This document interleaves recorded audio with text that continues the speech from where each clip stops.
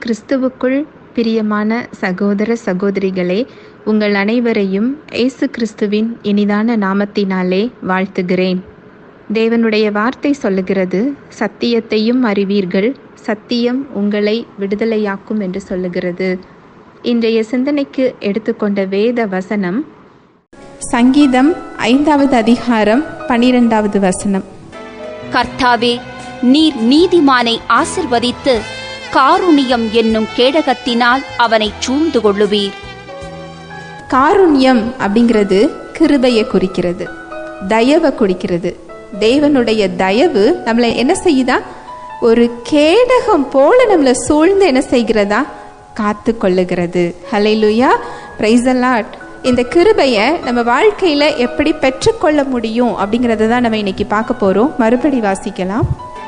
கர்த்தாவே, நீர் நீதிமானை ஆசிர்வதித்து காருண்யம் என்னும் கேடகத்தினால் அவனை சூழ்ந்து கொள்ளுவீர்.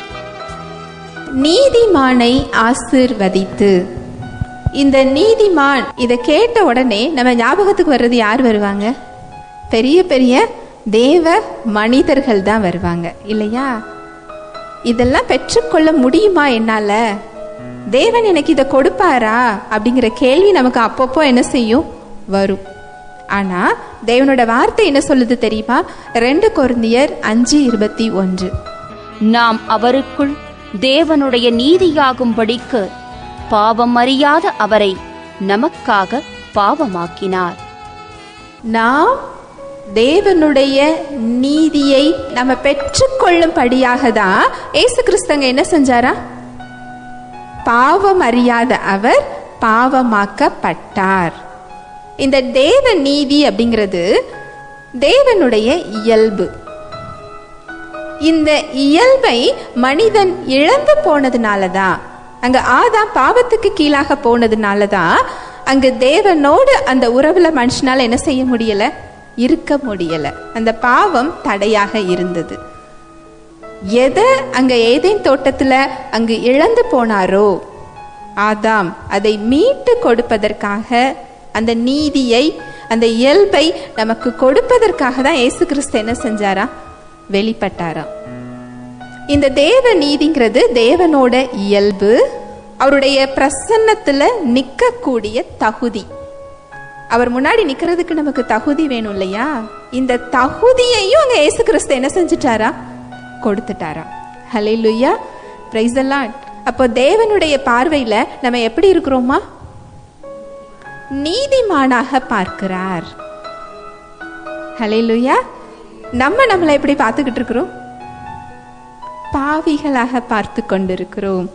அவர் சிலுவையில எனக்கு என்ன கொடுத்தாரோ அதை இன்னும் நம்ம என்ன செய்யல? விசுவாசிக்கல. நம்ம விசுவாசிக்கலன்னு சொன்னாலும் நம்முடைய ஆவியில அந்த இயல்பு என்ன செய்யப்பட்டிருக்கு? கொடுக்கப்பட்டிருக்கு. தேவ நீதியை நம்ம என்ன செஞ்சிருக்கிறோம்? பெற்றிருக்கிறோம். இயேசு கிறிஸ்துவை எப்போ ரட்சகரா ஏற்றுக்கொண்டீங்களோ அந்த புதிய ஆவியில எதை பெற்றிருக்கிறோம்? தேவ நீதியை பெற்றிருக்கிறோம். அவர் கிறிஸ்துவின் மூலமா நம்மளை எப்படி பார்த்துக்கிட்டு இருக்கிறாரு? நீதிமானாக பார்க்கிறார். இதன் அடிப்படையில தான் அந்த கிருபை நமக்கு என்ன செய்யப்பட்டிருக்கு? கொடுக்கப்பட்டிருக்கு. ஆனா நம்மளை எப்படி பார்த்துக்கிட்டு இருக்கிறோம்? இதை பெற்றுக்கொள்ள எனக்கு தகுதி இருக்கா? இதை நான் பெற முடியுமா? எனக்கெல்லாம் கிடைக்குமா? தேவன் எனக்கு இதை கொடுப்பாரா? இதெல்லாம் பெரிய பெரிய ஊழியக்காரங்க ஜெபிச்சாதான் நடக்குமோ நினைக்கிறோமா, இல்லையா? ஆனா அவர் ரொம்ப அழகா இந்த வசனம் சொல்லுது பாருங்க. கர்த்தாவே, நீர் நீதிமானை ஆசீர்வதித்து. இந்த நீதிமான் தேவனுடைய ஆசீர்வாதங்களை பெற்றுக்கொள்ளக்கூடிய இடத்துல இருக்கிறாரா? அப்ப நம்ம எந்த இடத்துல வச்சிருக்கிறாரா? தேவனுடைய ஆசீர்வாதங்களை பெற்றுக்கொள்ளக்கூடிய இடத்தில் நாம் இருக்கிறோம்.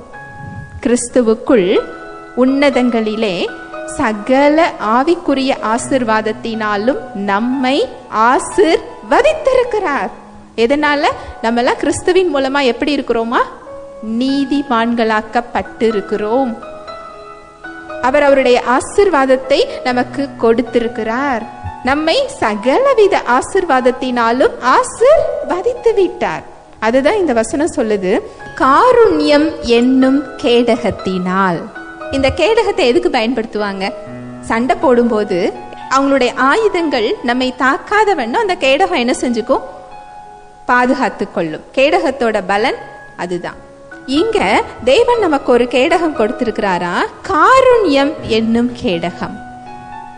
தேவனுடைய தயவு, அவருடைய கிருபை என்னும் கேடகம் நம்மளை சூழ்ந்து என்ன செய்து கொள்ளுகிறதா, பாதுகாத்து கொள்ளுகிறது.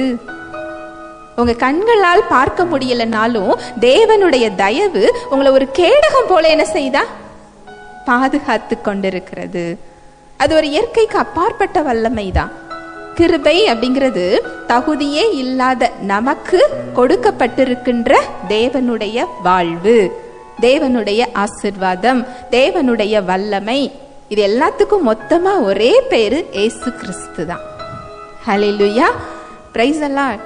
நல்ல கவனிங்க, உச்சியிலிருந்து உள்ளங்கால் வரைக்கும் ஒரு இயற்கைக்கு அப்பாற்பட்ட வல்லமை நிறைஞ்ச ஒரு கேடகம் நம்மளை பாதுகாக்குது அப்படின்னா எது நம்மை மேற்கொள்ள முடியும்?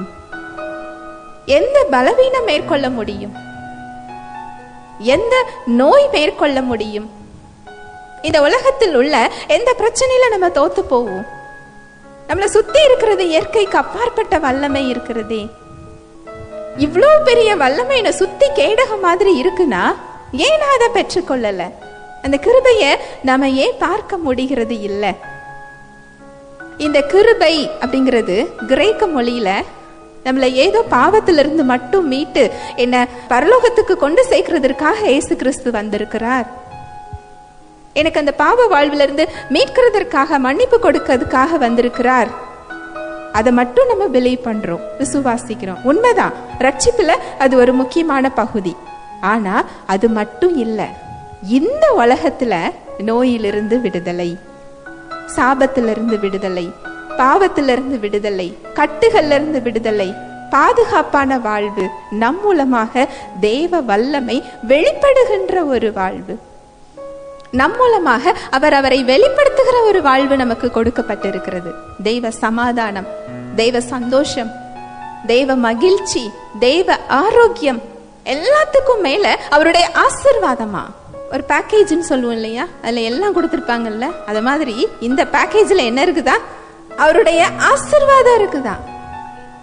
இது எல்லாமே அந்த கிருபையில் என்ன செய்யப்பட்டிருக்கிறது, கொடுக்கப்பட்டிருக்கிறது. அதனாலதான் அதுல சொல்லப்பட்டிருக்கு, நீதிமானை நீர் ஆசீர்வதித்து உம்முடைய தயவு, உம்முடைய கிருபை என்னும் கேடகத்தினால் அவர் என்ன செஞ்சிருக்கிறீங்க, சூழ்ந்து கொண்டிருக்கிறீர். ஹல்லேலூயா, பிரைஸ் தி லார்ட். பரிசுத்த ஆவியானவர் தாமே இந்த வார்த்தைகளின் மூலமாக நம் அனைவரோடும் கூட இடைப்பட்டார் என்பதை விசுவாசிக்கிறேன். தேவனுடைய வார்த்தையின்படி செயல்படுவதற்கு இன்று நாம் தீர்மானம் எடுப்போம். தேவனுடைய கிருபையும் சமாதானமும் நம் அனைவரோடும் கூட இருப்பதாக. ஆமென்.